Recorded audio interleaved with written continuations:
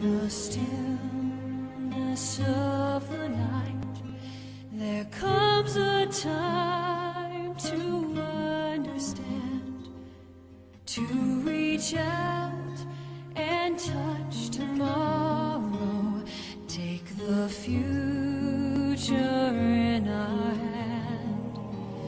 All who come to this happy place, welcome. Disneyland is your land. Here age relives fond memories of the past, and here youth may savor the challenge and promise of the future. Disneyland is dedicated to the ideals, the dreams, and the hard facts that have created America, with the hope that it will be a source of joy and inspiration to all the world. Thank you. Today, I want to share with you some of our ideas for Disney World. Now, the prologue to this film told you some of the philosophy that made Disneyland in California what it is today. Of course, there will be another amusement theme park in Florida, similar to the one in California. We're now developing a master plan that encompasses the theme park and all the facilities around it that will serve the tourists. Hotels, motels, and a variety of recreation activities.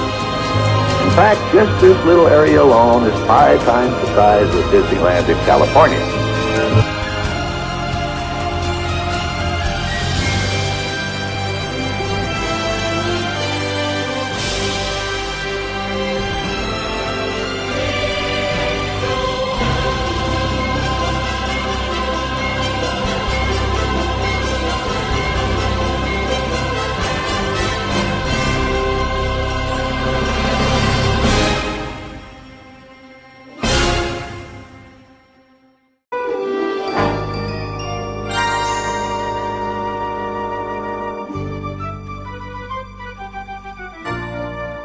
Hiya, folks. Mickey Mouse here.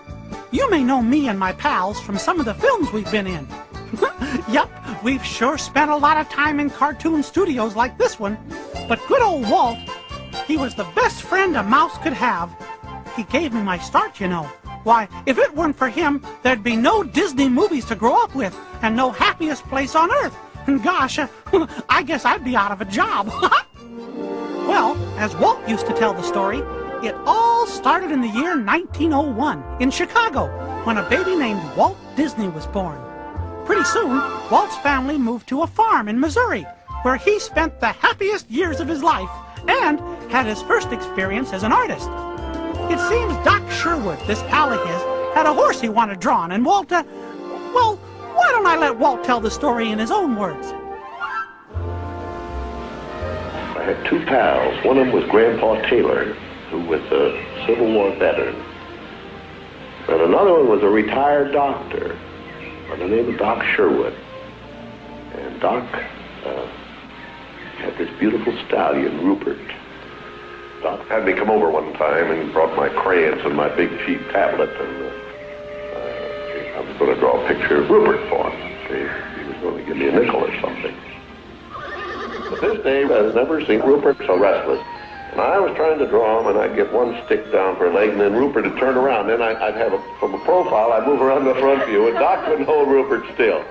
So it turned out to be quite a mess, but he liked it. Things got pretty tough on the farm. And my dad had a sickness. And they decided to sell the farm. But then he had to auction all the stock and things. And it was in the cold of the winter, and I remember Roy and myself going out and going all around to the different little towns and places, tacking up these posters of the auction. So they sold out, took the money, and they went to Kansas City. My dad bought this Kansas City Star route. The old Star route was quite a thing. They gave me a small route. Oh, I must have had 50 customers. I was about 9 or 10 when I started that. In the winter, we'd go out at 3:30 in the morning right after a blizzard, or in a blizzard, or in pouring rain. It didn't matter. I did that for 6 years. It was tough. In 1917, and moved to Chicago, and I didn't move.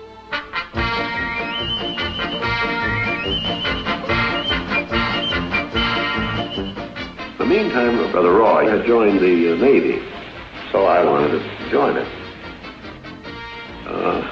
Another boy, I don't think he's as old as I was, but he looked over. We went to the Navy, and they turned us down. They were too young.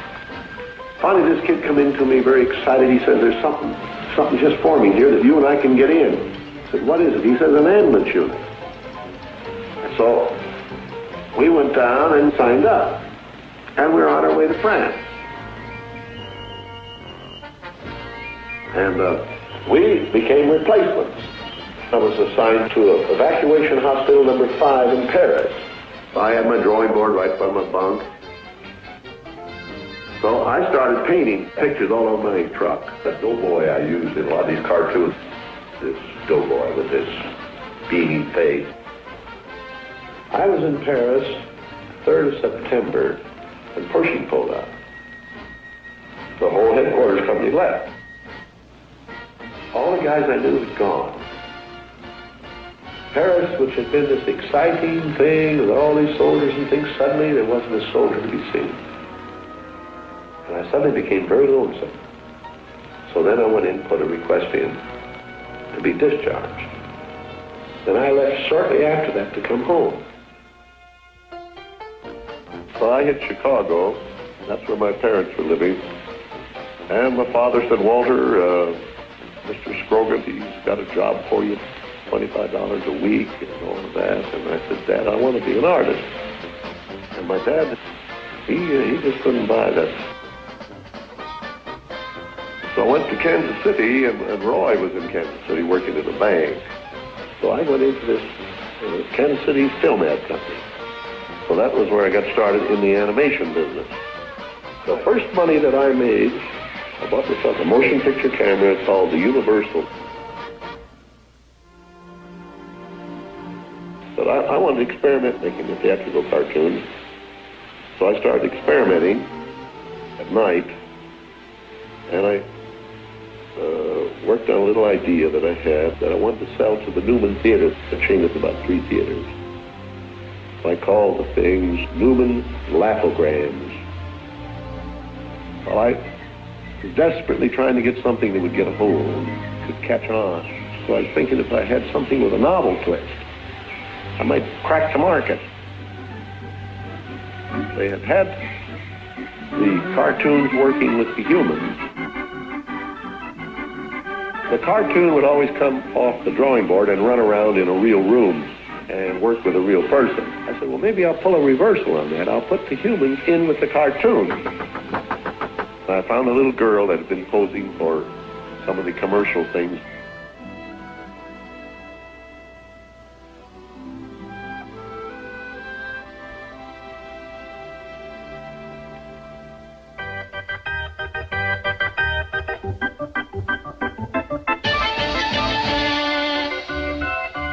But I still couldn't get anywhere with it, and the company began to collapse.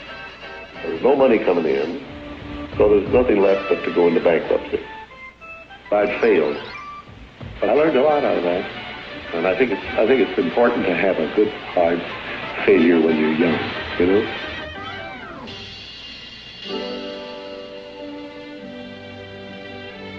It was a big day, the day I got on that California Limited and came to Hollywood. It was in July, I think, 1923. I was 21 going on 22. Now, my brother Roy was already in Los Angeles. Both of us were unemployed. We solved the problem by going into business for ourselves. We established the first animated cartoon studio in Hollywood. Several years of producing one series after another on shoestring budgets followed.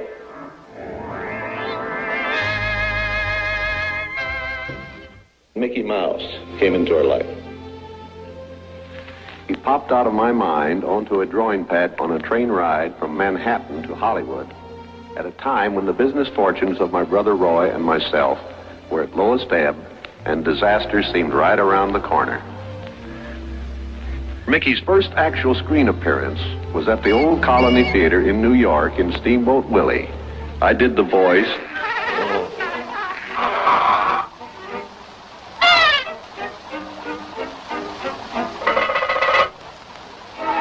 was the first cartoon character to stress personality. I thought of him from the first as a distinct individual, not just a cartoon type or symbol going through comedy routine. Mickey was simply a little personality assigned to the purposes of laughter. By nature, I'm an experimenter, so with the success of Mickey, I was determined to diversify. I had another idea which was plaguing my brain. It was the Silly Symphonies. It was a series without a central character. With a series like that, I felt it would give me a chance to really develop my medium. The first of that series was called The Skeleton Dance.